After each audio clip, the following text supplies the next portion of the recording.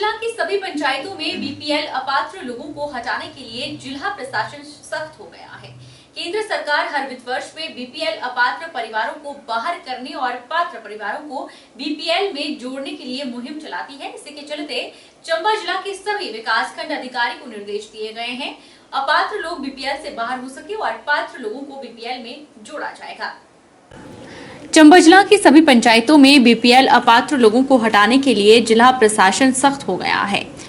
इसके लिए चंबा जिला के अलग अलग खंड विकास अधिकारियों को निर्देश देकर इसके बारे में कार्रवाई करने के लिए कहा गया है। हर पंचायत में 3 सदस्यीय कमेटी गठित की गई है, जिसमें संबंधित पंचायत के पंचायत सचिव, पटवारी और प्रधान शामिल होंगे और कमेटी के पास लोग अपनी शिकायत किसी भी अपात्र व्यक्ति के बारे में दे सकते हैं। उसके ऊपर यह कमेटी अपना फैसला लेगी। वहीं दूसरी ओर चंबा के उपायुक्त ने बताया कि केंद्र सरकार हर वित्त वर्ष में बीपीएल अपात्र परिवारों को बाहर करने और पात्र परिवारों को बीपीएल में जोड़ने के लिए मुहिम चलाती है। इसी के चलते जिला चंबा के सभी विकासखंड अधिकारी को निर्देश दिए गए हैं कि वह अपनी अपनी पंचायतों में एक कमेटी को गठित करके और लोग उस कमेटी के पास अपनी शिकायत दर्ज कराएं, जिसके चलते अपात्र लोग बीपीएल से बाहर हो सके और पात्र लोगों को बीपीएल में जोड़ा जाए, ताकि केंद्र और प्रदेश सरकार की योजनाओं का लाभ उन गरीब परिवारों को मिल सके। इस विषय में जो आवश्यक दिशा निर्देश हैं वो सभी वीडियोस को जारी कर दिए गए हैं। जो ग्राम सभा की बैठकें हैं 7 अप्रैल से लेकर 14 अप्रैल तक अलग अलग जगह पे पूरे ज़िले में संपन्न होंगी।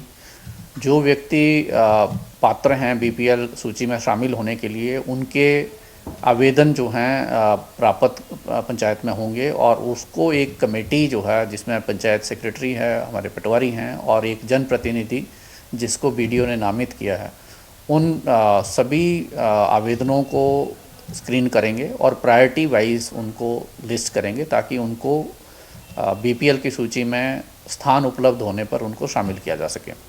इसके साथ साथ बहुत सारे ऐसे व्यक्ति होते हैं जो बीपीएल सूची में हैं लेकिन अब वो पात्र नहीं रह गए हैं किसी कारणवश, मे बी उनके किसी घर में किसी की नौकरी लग गई है या उनकी इनकम में बढ़ोतरी हुई है या उनके घर में कोई 4 पहिया वाहन है, तो इन सारे उन लोगों की सूची भी तैयार की जाएगी और हमने इस विषय में वीडियोस को विशेष निर्देश दे रखे हैं ताकि जो पात्र व्यक्ति हैं उनको बीपीएल सूची में शामिल होना चाहिए। हमीरपुर हेमराज बैरवा ने उपायुक्त हमीरपुर का कार्यभार संभालने के बाद सुजानपुर में बाल आश्रम का निरीक्षण किया। उन्होंने कहा कि सुख आश्रय योजना के अंतर्गत अनाथ बच्चों को जो भी सुविधा मिलेगी उसको सुजानपुर अनाथ आश्रम के बच्चों तक पहुंचाना जरूरी किया जाएगा। उन्होंने यहां पर जिंदगी बसर कर रहे बच्चों के साथ वार्तालाप किया, उन्हें किस चीज की कमी है, उन्हें क्या चाहिए और बाल आश्रम में उन्हें रहने खाने पीने की कोई दिक्कत तो नहीं, तमाम बातों की जानकारी ली। तो टेरा में जो हमारा सीसीआई है उसको हमने देखा और वहाँ पर 9 बच्चे थे और बच्चे खुश थे, वेल ग्रूम्ड थे, जो स्टाफ था वो डेडिकेटेड लगा। हालांकि स्ट्रेंथ इसकी काफ़ी है, अभी सिर्फ 9 बच्चे हैं।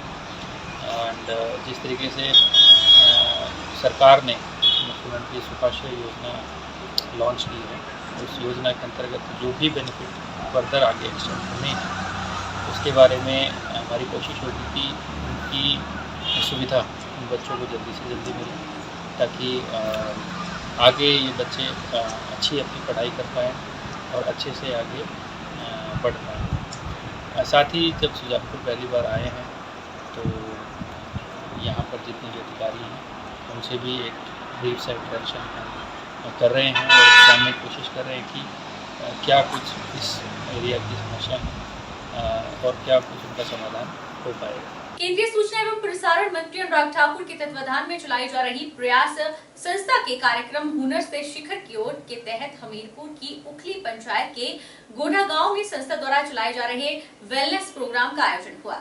इस प्रोग्राम के तहत 45 दिन तक क्षेत्र की युवतियों और महिलाओं को ब्यूटिशियन का कोर्स करवाया गया। प्रेम कुमार धूमल ने वेलनेस प्रोग्राम में बतौर मुख्य अतिथि शिरकत की। इस अवसर पर ब्यूटिशियन का कोर्स करने वाली युवतियों और महिलाओं को प्रमाण पत्र भी दिए गए। पूर्व मुख्यमंत्री ने कहा कि खूबसूरत दिखना हर व्यक्ति का सपना है और प्रयास संस्था द्वारा जो कार्यक्रम चलाया जा रहा है उससे क्षेत्र की महिलाओं को रोजगार के अवसर प्रदान होंगे, वे आत्मनिर्भरता की तरफ बढ़ेंगी। उन्होंने कहा कि लोगों का खूबसूरत होना ही जरूरी नहीं है, बल्कि लोगों का स्वस्थ होने पर भी ध्यान देना चाहिए। उन्होंने कहा कि भारतीय जनता पार्टी की सरकारों ने हमीरपुर और प्रदेश में विकास का नया अध्याय लिखने में कोई कसर नहीं छोड़ी। हमीरपुर में मेडिकल कॉलेज का खुलना, जिससे स्वास्थ्य सेवाएं मजबूत हुई है। प्रदेश में राष्ट्रीय राजमार्गों का निर्माण से लोगों के समय में बचत होगी। यह सब भाजपा की सरकारों की देन है। बिलासपुर में खाना से बगैर तक सड़क बनी है, आधा घंटा टाइम कम हो गया, चंडीगढ़ 2.5 घंटे में पहुंच जाया करेंगे। ये काम है बहुत बड़े बड़े, और यहाँ बहुत सारे फौजी अफसरान बैठे। आप जानते हैं जरूरत है चाइना का मुकाबला करने की। चाइना ने अपनी तरफ 6 रेलवे लाइनें बनाई है। जब हमने मामला उठाया था, हमने कहा पुरी से परमाणा, परमाणा से मंडी, मंडी से कुल्लू, कुल्लू से मनाली, मनाली से किलौं, किलौं से ले। आपको जानकर खुशी होगी उसका काम युद्ध स्तर पर हो रहा है।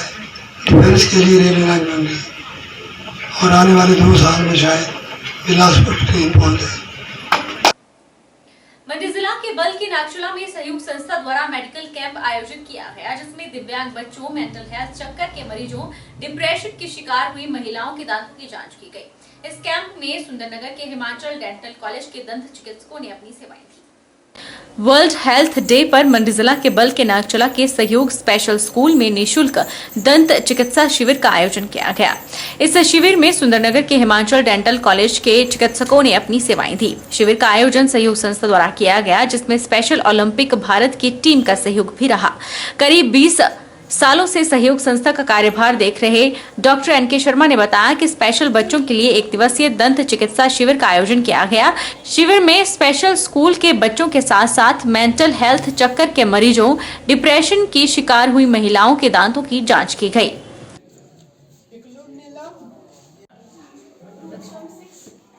ओलंपिक्स के अंतर्गत जो है ये स्पेशल ये जो डे मनाया जा रहा है, वर्ल्ड हेल्थ डे, तो इस उपलक्ष्य में जो है तो हमारे जो यहाँ का मेन जो फोकस है वो यही है कि इसके मतलब जिस प्रकार से हमने ये वर्ल्ड हेल्थ डे के ऊपर जो है हम बाकी जो समस्या हेल्थ से रिलेटेड है, उसके अलावा जो है स्पेशल बच्चों के में जो है किस प्रकार से इस प्रकार के रोग पैदा होते हैं, किस प्रकार से जो है 3 जगह से जो है लोग आए हुए हैं।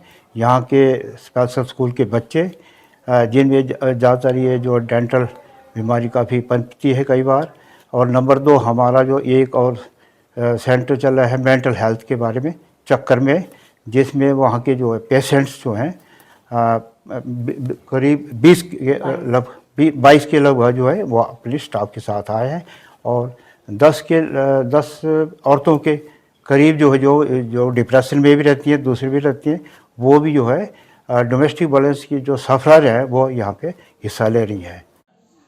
उधर डॉक्टर साहिल ठक्कर ने बताया कि कैंप में दोपहर 2 बजे तक 56 बच्चों और लोगों के दांतों की सफाई की गई और डेंटल वैन में 10 लोगों का दांतों का इलाज किया गया।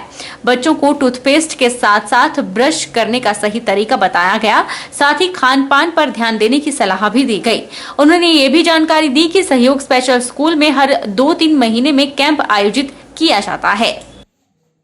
आज विश्व हेल्थ दिवस के अवसर पर यहाँ सहयोग स्पेशल स्कूल नागचला में आए हैं।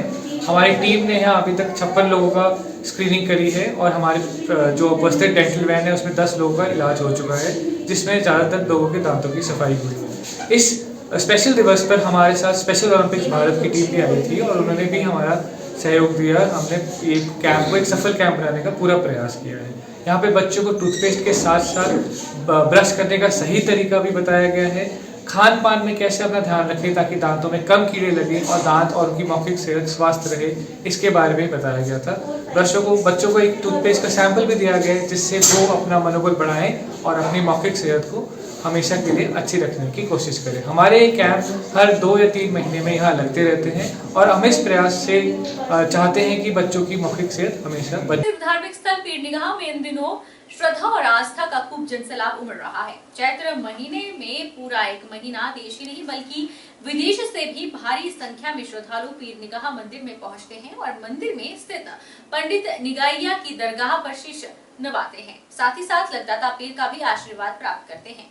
हिमाचल प्रदेश देवभूमि के नाम से जानी जाती है और इसी देवभूमि के जिला ऊना में उत्तर भारत का सुप्रसिद्ध धार्मिक स्थल पीर निगाह भी स्थित है, जहां इन दिनों हर धर्म के श्रद्धालु बहुत ही श्रद्धा और आस्था के साथ पहुंच रहे हैं।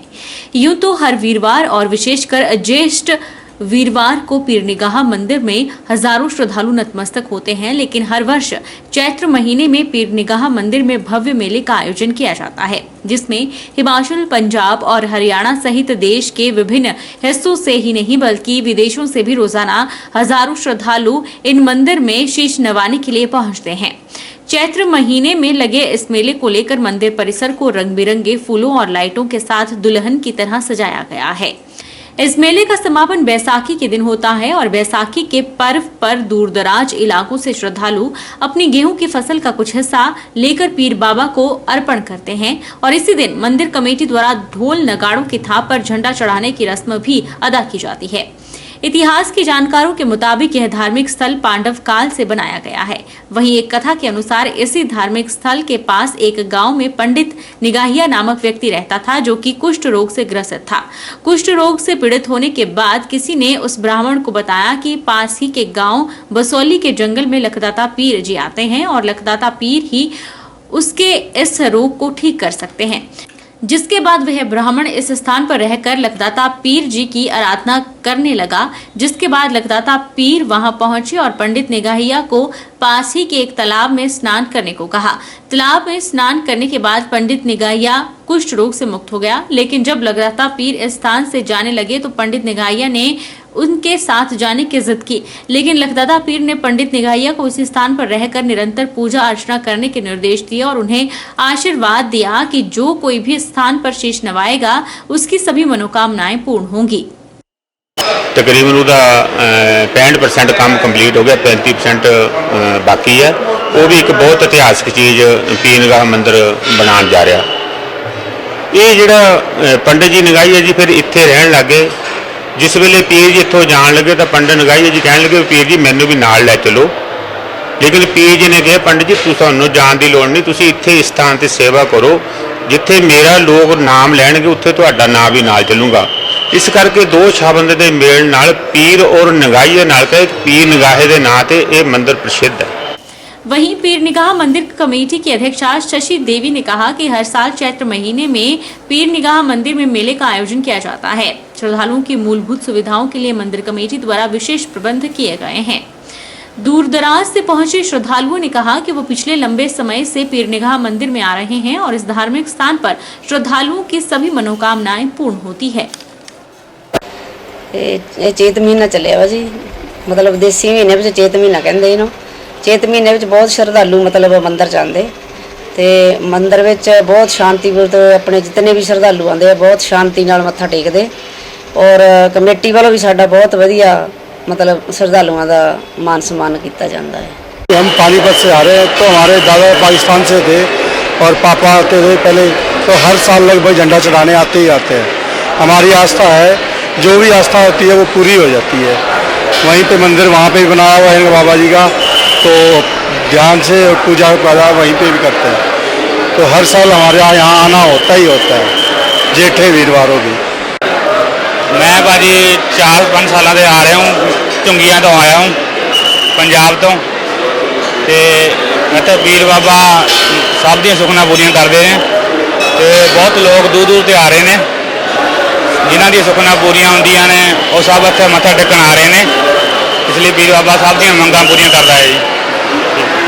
हम पानीपत से आ रहे हैं और जब से हम पैदा हुए तब से ही आ रहे हैं। हमारे दादाजी थे तो वो हमें लेके आया करते थे, अब पापा जी लेके आते हैं, तो हम बचपन से ही यहाँ पे आ रहे हैं। क्या आस्था यहाँ हमारी तो सारी मुरादें इन्हीं से ही पूरी होती हैं। वक्त चला है छोटे से ब्रेक का। ब्रेक के उस पार फौरन लौटेंगे, आप बने रहिए हमारे साथ।